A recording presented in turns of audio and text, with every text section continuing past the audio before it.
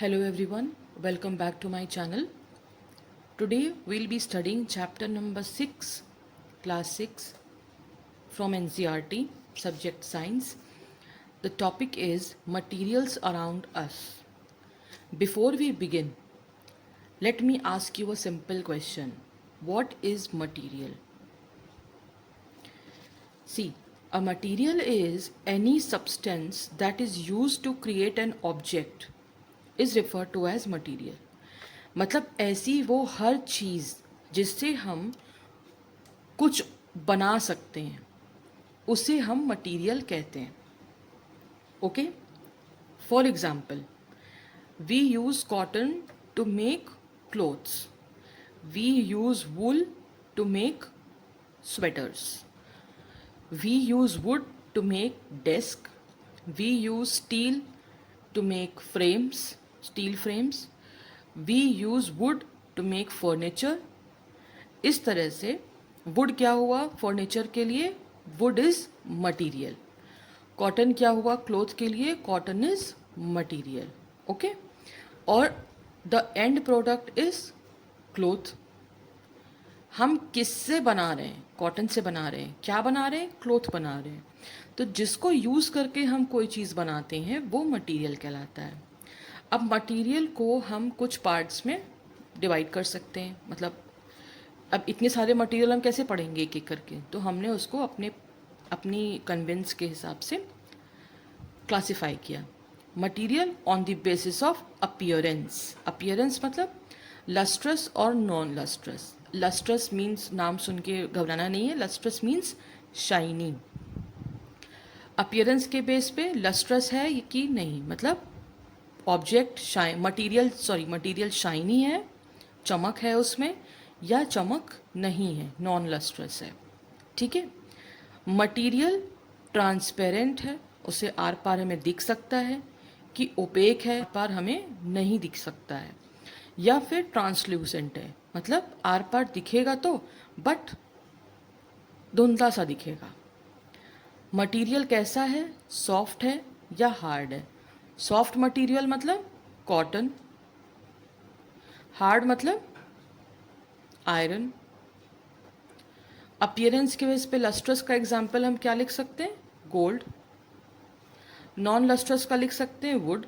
Would में चमक नहीं होती है, गोल्ड में चमक होती है, डायमंड में चमक होती है. ट्रांसपेरेंट क्या होता है, अच्छा मैंने 3 चीज़ें यहाँ पे लिखी हुई हैं, glass, wood and cloth. Now tell me which one of these is transparent, opaque and translucent. It's very easy, जिससे हम आर पार देख सकते हैं clearly, that is glass, it is transparent. जिससे हम आर पार बिल्कुल भी नहीं देख सकते, we can not see through, it is opaque, means wood. जिससे हम देख तो सकते हैं बट नॉट क्लियरली, धुंधला सा दिखता है, थोड़ा थोड़ा दिखता है, means cloth, this is translucent. Okay. अब इसके बाद ऑब्जेक्ट्स मटेरियल कैसे हो सकते हैं, या तो वो पानी में सॉल्युबल होगा या वो इनसॉल्युबल होगा. सॉल्युबल क्या होता है, शुगर. चाय हम देखते हैं तो sugar is soluble in water. तो the material which can be dissolved, which is soluble in water, उसे हम इस कैटेगरी में पढ़ेंगे. Which can not be dissolve absolutely, उसे हम इनसॉल्युबल बोलते हैं. इसमें क्या आता है, ऑयल, चॉक पाउडर, सैंड, जो बिल्कुल भी पानी में डिजॉल्व नहीं होती है. इसके बाद व्हाट इज मास. मास क्या होता है, जो किसी ऑब्जेक्ट का वज़न होता है, भार होता है, जो उसमें उसका अपना जो मास होता है, मतलब जो उसकी डेंसिटी होती है. जैसे हम किसी भी चीज़ को अगर वेइंग स्केल पे रखते हैं तो जो निकल के आता है weight, that is mass. Mass and weight में डिफरेंस है, बट हम लोग इसको now what is volume. Everything that has weight and occupies space is called mass, is called volume, is called volume. And matter, anything that occupies space and has mass is called matter. That means this paper, this board, this pen, everything is matter. So your chapter ends here. We are done with chapter 6. We are done with 6 chapters of class 6 science.